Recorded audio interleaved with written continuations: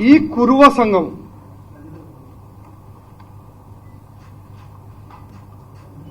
ആണ് പോറ്റീന്റെ പിന്നിലും പോറ്റീനെ പ്രോത്സാഹിക്കുന്ന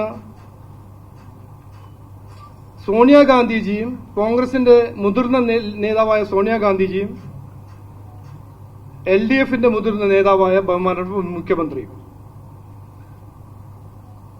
അപ്പോ CPM കോൺഗ്രസ് കുറുവ സംഘം ആണ് ഈ കൊള്ളയുടെ പിന്നിൽ. അപ്പോ ഇതിന്റെ അന്വേഷണമാണ് നടക്കേണ്ടത്. ഇനി തന്ത്രി എന്ത് ചെയ്തു എന്ത് ചെയ്തില്ല, റിമാൻഡില് എന്ത് പറഞ്ഞു, അതിനെക്കുറിച്ച് രണ്ടു വാക്ക് ആരാ പറയാൻ പോകുന്നത്? കേസ് പറയാൻ പോകുന്നില്ല. അതിനെക്കുറിച്ച് കേസ് സംസാരിക്കും. പക്ഷെ ഇതിന്റെ പിന്നിൽ രാഷ്ട്രീയക്കാരുണ്ട്. കോൺഗ്രസും CPM രണ്ടുപേരും ഇതിന്റെ പിന്നിലുണ്ടെന്ന് ആർക്കും ഒരു സംശയമില്ല.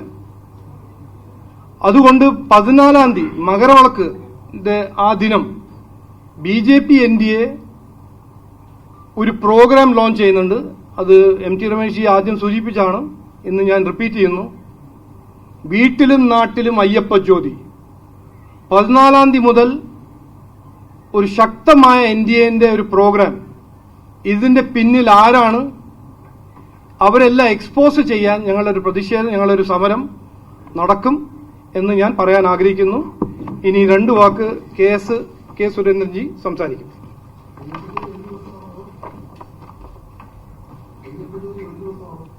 അല്ല, അത് അന്ന് തുടങ്ങും. നമസ്കാരം. ശബരിമലയിലെ സ്വർണ്ണക്കൊള്ളയുമായി ബന്ധപ്പെട്ട SIT അന്വേഷണം, അവരുടെ നടപടികൾ പലതും സംശയാസ്പദമാണെന്നുള്ള കാര്യത്തിൽ തർക്കമില്ല. ഉണ്ണികൃഷ്ണൻ പോറ്റിയെ അറസ്റ്റ് ചെയ്തപ്പോൾ ആദ്യം തന്നെ പോറ്റി നൽകിയ മൊഴിയിൽ പ്രധാനപ്പെട്ട ഒരു പേരായിരുന്നു കടകംപള്ളി സുരേന്ദ്രന്റെയും പ്രശാന്തിന്റെയും. അതായത് ആദ്യ ദിവസം ഉണ്ണികൃഷ്ണൻ പോറ്റിയെ അറസ്റ്റ് ചെയ്ത് SITക്ക് ലഭിച്ച മൊഴികളിൽ ഏറ്റവും പ്രധാനപ്പെട്ട രണ്ട് പേരുകളായിരുന്നു കടകംപള്ളി സുരേന്ദ്രനും അതുപോലെ അപ്പോഴത്തെ ദേവസ്വം ബോർഡ് പ്രസിഡന്റ് പ്രശാന്തും.